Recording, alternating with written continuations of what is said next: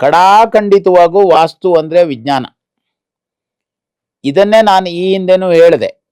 ಈ ವಿಜ್ಞಾನ ಅನ್ನೋದನ್ನ ಕೆಲವರು ದೇವರನ್ನ ತಂದುಬಿಟ್ಟು ಕಂಪ್ಲೀಟ್ ವಾಸ್ತು ಕುಲಗೆಡಿಸಿ ಬಿಟ್ಟಿದ್ದಾರೆ. ವಾಸ್ತುಗೆ ದೇವರನ್ನ ತರಲೇಬಾರ್ದು. ಇವತ್ತಾದ್ರೂ ಜನ ಕಲ್ತ್ಕೊಳ್ಳಿ, ವಾಸ್ತುಗೂ ದೇವರಿಗೂ ಯಾವುದೇ ರೀತಿಯ ಸಂಬಂಧ ಅನ್ನೋದು ಇಲ್ಲವೇ ಇಲ್ಲ.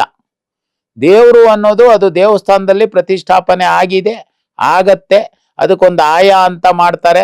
ಪುರಾತನ ಕಾಲದಿಂದ ಪ್ರತೀತಿಯಲ್ಲಿ ಇರುವಂತ ದೊಡ್ಡ ದೊಡ್ಡ ದೇವಸ್ಥಾನಗಳು ಇನ್ನೂ ಪ್ರತೀತಿಯಲ್ಲೇ ಇದಾವೆ. ಆದ್ರೆ ಇಲ್ಲಿ ಲೋಕಲ್ ಕಟ್ಟಿರುವಂತ ಕೆಲ ದೇವಸ್ಥಾನಗಳು ಅರ್ಧಕ್ಕರ್ಧ ನಿಂತೋಗಿದ್ದಾವೆ. ಯಾಕೆ ಇದು ಹೀಗಾಗತ್ತೆ? ಇದಕ್ಕೇನ್ ಸಂಬಂಧ?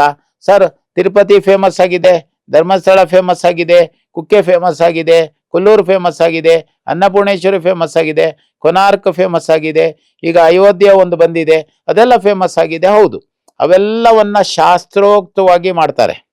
ಆದ್ರೆ ಈಗೀಗ ಕಟ್ಟುವಂತ ದೇವಸ್ಥಾನಗಳು ಕೆಲವರು ರಿಯಲ್ ಎಸ್ಟೇಟ್ ಅಲ್ಲಿ ದುಡ್ಡು ಬಂದವರೆಲ್ಲ ದೇವಸ್ಥಾನ ಕಟ್ಟಕ್ ಹೋಗ್ಬಿಡ್ತಾರೆ. ಹಾಗಾಗಿ ಇದೇನಾಗತ್ತೆ ಅಂದ್ರೆ ಇದು ಅಭಾಸ ಆಗತ್ತೆ. ಅಭಾಸ ಆಗಿ ಇದು ವಿಜ್ಞಾನವನ್ನ ಬಿಟ್ಟು ಇನ್ನೆಲ್ಲೋ ಒಂದು ಕಡೆಗೆ ಕರ್ಕೊಂಡು ಹೋಗುತ್ತೆ.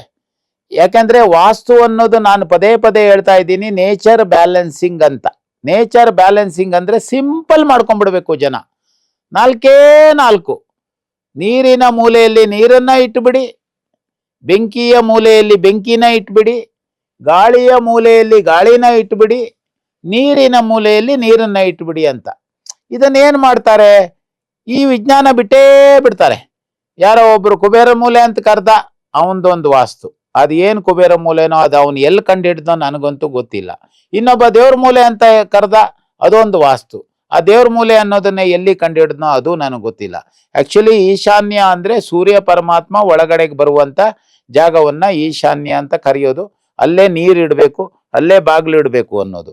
ಈ ವಿಜ್ಞಾನವನ್ನ ವಾಸ್ತುಗೆ ಡಿವಿಯೇಟ್ ಮಾಡಿ, ವಿಜ್ಞಾನವನ್ನ ವಾಸ್ತು ಅಂತ ಕರೀದೇನೆ ದೇವರನ್ನ ವಾಸ್ತು ಅಂತ ಕರೆದು ಈ ಸಬ್ಜೆಕ್ಟ್ ಅನ್ನೋದು ವಿಜ್ಞಾನ ಮತ್ತೆ ವಾಸ್ತು ಅನ್ನೋದು ಹಾಳಾಗ್ತಾ ಇದೆ. ಅದು ಹಾಗಾಗಬಾರ್ದು. ವಾಸ್ತು ಅಂದ್ರೆ ನಥಿಂಗ್ ಬಟ್ ಸೈನ್ಸ್, ನೇಚರ್, ಪ್ರಕೃತಿ.